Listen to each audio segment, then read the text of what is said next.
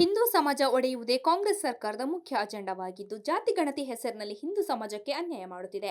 ಜಾತಿ ಗಣತಿಯ ವಿವಾದದಿಂದ ಕಾಂಗ್ರೆಸ್ ಸರ್ಕಾರ ಅಧಿಕಾರ ಕಳೆದುಕೊಳ್ಳಲಿದೆ ಎಂದು ಮಾಜಿ ಉಪಮುಖ್ಯಮಂತ್ರಿ ಕೆಎಸ್ ಈಶ್ವರಪ್ಪ ಭವಿಷ್ಯ ನುಡಿದರು. ರಾಜ್ಯ ಹಿಂದುಳಿದ ವರ್ಗಗಳ ಆಯೋಗದ ಮೂಲಕ ಸೆಪ್ಟೆಂಬರ್ 22ರಿಂದ ಶೈಕ್ಷಣಿಕ, ಆರ್ಥಿಕ, ಸಾಮಾಜಿಕ ಗಣತಿಯನ್ನು ಕಾಂಗ್ರೆಸ್ ಸರ್ಕಾರ ನಡೆಸುತ್ತಿದೆ. ಶೈಕ್ಷಣಿಕ, ಆರ್ಥಿಕ, ಸಾಮಾಜಿಕ ಗಣತಿಯನ್ನು ಜಾತಿ ಗಣತಿಯನ್ನಾಗಿ ಪರಿವರ್ತಿಸಿ ಧರ್ಮ ಒಡೆಯುವ ಕೆಲಸ ಮತ್ತೊಮ್ಮೆ ಕೈ ಹಾಕಿದೆ ಎಂದರು. ಗ್ರೇಟರ್ ಬೆಂಗಳೂರು ಪ್ರಾಧಿಕಾರ ವ್ಯಾಪ್ತಿಯ 5 ಪಾಲಿಕೆಗಳ ಚುನಾವಣೆ ಎದುರಿಸಲು ಕಾಂಗ್ರೆಸ್ ಸಿದ್ಧವಾಗುತ್ತಿದ್ದು, ಅದಕ್ಕಾಗಿ ಪಕ್ಷದ ಪ್ರತಿಯೊಬ್ಬರಿಗೂ ಜವಾಬ್ದಾರಿ ನೀಡಲಾಗಿದೆ. ಇದು ಯುದ್ಧ ಇದ್ದ ಹಾಗೆ, ಅದಕ್ಕೆ ಎಲ್ಲ ಸಿದ್ಧತೆ ಮಾಡಿಕೊಳ್ಳುತ್ತಿದ್ದೇವೆ ಎಂದು ಸಾರಿಗೆ ಸಚಿವ ರಾಮಲಿಂಗಾರೆಡ್ಡಿ ಹೇಳಿದರು. ಜಿಬಿಎ ವ್ಯಾಪ್ತಿಯ 5 ನಗರ ಪಾಲಿಕೆಗಳಿಗೆ 2026ರ ಜನವರಿಯಲ್ಲಿ ಚುನಾವಣೆ ನಡೆಯುವ ನಿರೀಕ್ಷೆ ಇದೆ. 5 ಪಾಲಿಕೆಗೂ ಒಬ್ಬೊಬ್ಬ ಮೇಯರ್ ಇರಲಿದ್ದಾರೆ. ಎಲ್ಲಾ ಹೊಸ ತಂಡ ಪಾಲಿಕೆಗೆ ಆಯ್ಕೆಯಾಗುವ ನಿರೀಕ್ಷೆ ಇದೆ ಎಂದರು.